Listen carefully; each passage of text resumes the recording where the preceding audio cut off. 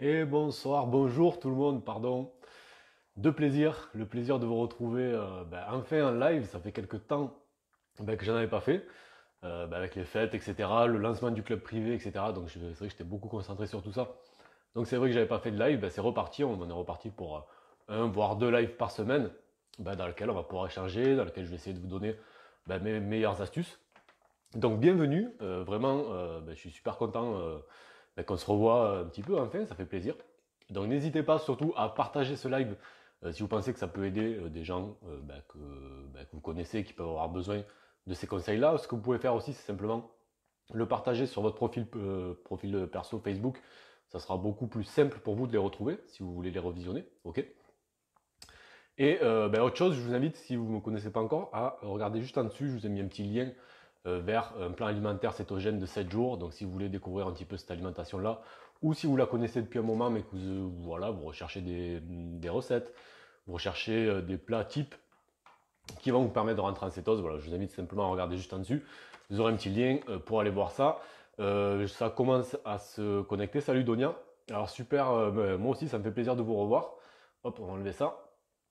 Pour toutes les personnes qui sont là, est-ce que vous pouvez mettre un petit pouce bleu si le son est bon et si l'image est bonne?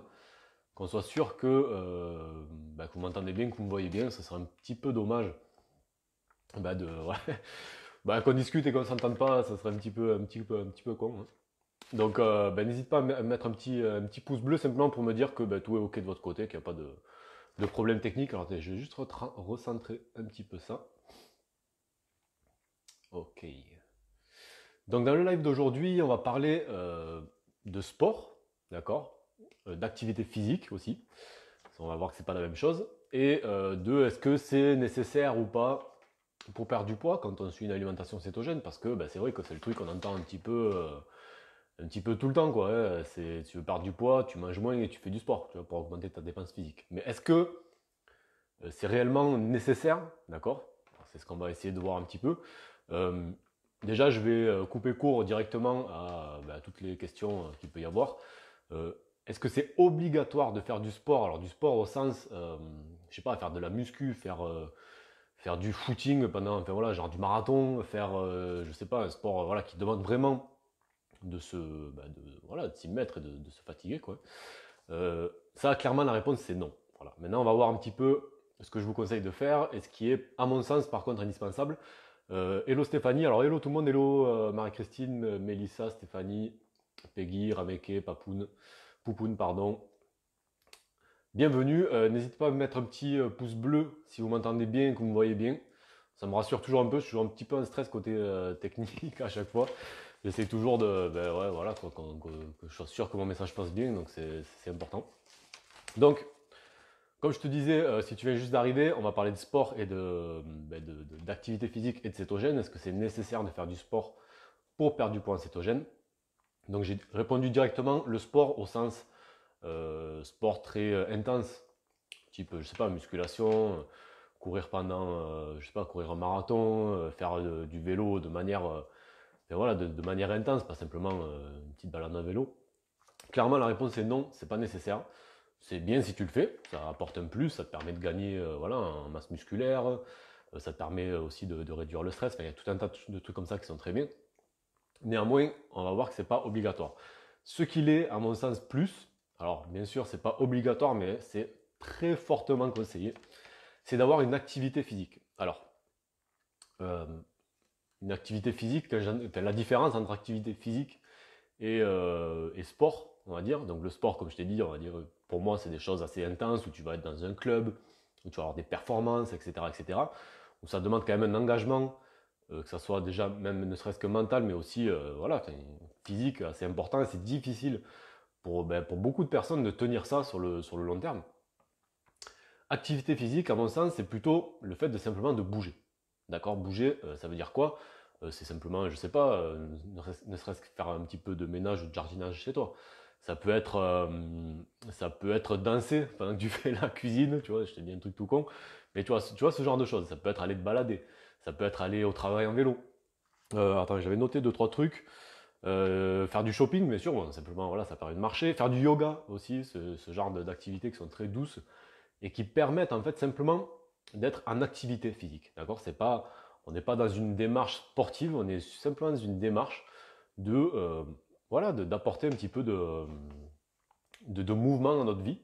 Et ça, par contre, c'est extrêmement efficace pour, entre guillemets, perdre du poids, mais pas que. Enfin, pas directement forcément sur la perte de poids. Alors oui, il y a un impact sur la perte de poids parce que tu vas avoir une dépense énergétique donc basée sur des efforts qu'on appelle aérobie, donc qui font entrer l'oxygène, d'accord? Donc ce sont des efforts que tu peux faire en gros pendant des heures sans te souffler. Et ça c'est très bien, notamment quand tu commences à être un petit peu céto-adapté et que tes cellules commencent à savoir à utiliser le gras. Et ben, c'est en priorité ce gras-là qui va être brûlé, quoi. Donc c'est génial. Il vaut mieux, enfin, voilà, même si c'est des efforts très doux, d'accord, qui sont pas forcément très longs, hein. Ça peut être une balade, je sais pas, tu vas te balader 1 heure. Ça peut simplement aller au travail en vélo. Moi, tu vois, je vais à mon travail tous les jours en vélo. C'est 10 minutes, un quart d'heure, quoi. J'y vais tranquillement, il n'y a pas de problème. Je fais pas une course ou quoi que ce soit, je m'en fous, j'y vais peinard. Et ça, c'est très important parce que, ben, d'une, tu vas quand même brûler tes calories, donc de la graisse, hein, si tu es céto-adapté, du moins si tu es sous une alimentation cétogène, mais aussi parce que ça va t'aider notamment à réduire le stress. Ça, c'est clair et net que c'est un des gros facteurs qui te permet, qui t'empêche de perdre du poids. Tu vois, si tu as une vie très stressante, voilà, concrètement, ça fait monter tes taux de cortisol, hein.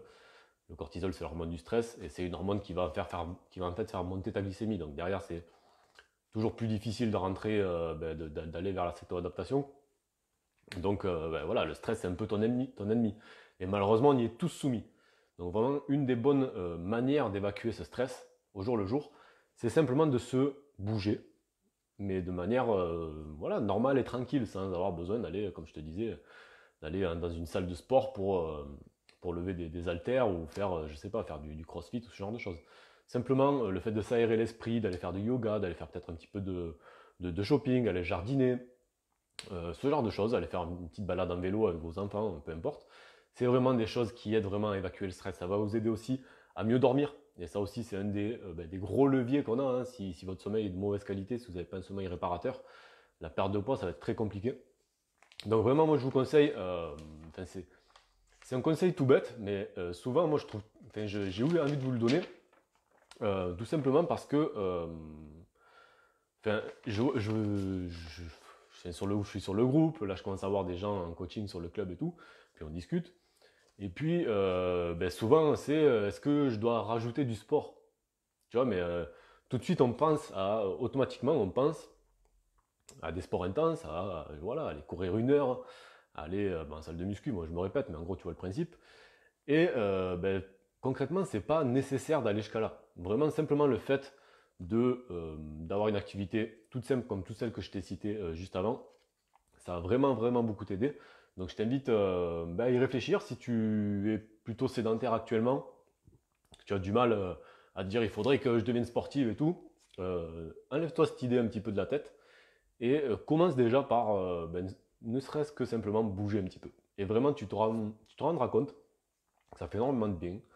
C'est quelque chose au jour le jour qui permet je sais pas, moi ça me permet de me vider la tête sans avoir de stress par rapport à une performance, par rapport à quoi que ce soit.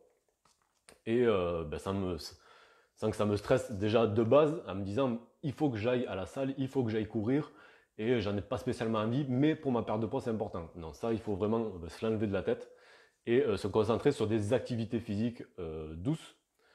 C'est largement suffisant, quoi, mais vraiment largement. Alors bien sûr, si par contre de ton côté tu as des moments de motivation où tu as envie pendant 1, 2, 3 mois, je sais pas, d'aller faire un sport un peu plus, voilà, de manière un peu plus intense et tout, il n'y a aucun souci.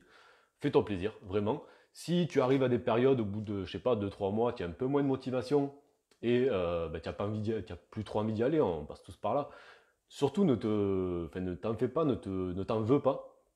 Ça arrive absolument à tout le monde et c'est surtout pas grave du tout, c'est déjà super bien de se dire que pendant, je sais pas, 2 ou 3 mois, tu as réussi peut-être une fois par semaine à aller faire une petite séance de sport dans ta salle préférée.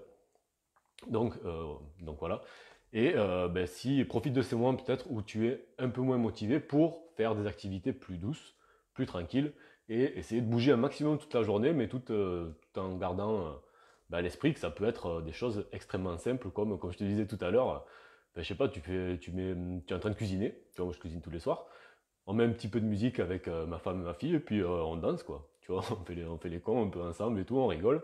Et rien que ça, ben voilà, c'est déjà très bien de le faire, c'est largement suffisant, puis ça apporte un petit peu de bonheur dans votre vie, quoi, tout simplement. Donc voilà, j'espère vraiment que ben, ce petit conseil vous aidera. Ça vous allègera un petit peu de la tête. Voilà, des fois on se met un petit peu trop des barrières par rapport au sport et tout. Alors qu'en fait, là, on peut garder les choses extrêmement simples et aussi extrêmement efficaces parce que ça marche très bien. Voilà, je vous donne rendez-vous à très bientôt pour un nouveau live. Je vous souhaite un bon appétit et ben, une bonne semaine.